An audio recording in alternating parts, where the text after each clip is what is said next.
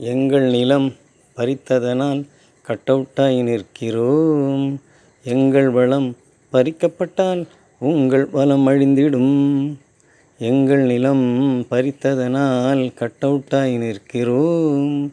எங்கள் வளம் பறிக்கப்பட்டால் உங்கள் வளம் அழிந்திடும்.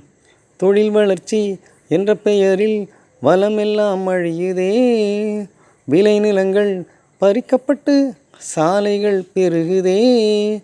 காடுகள் கழனிகள் மேடுகள் ஆறுகள் அனைத்துமே அழியுதே. இந்த நிலை இனி தொடர்ந்தால் பட்டினியால் சாவோம். இந்த நிலை இனி தொடர்ந்தால் பட்டினியால் சாவோம்.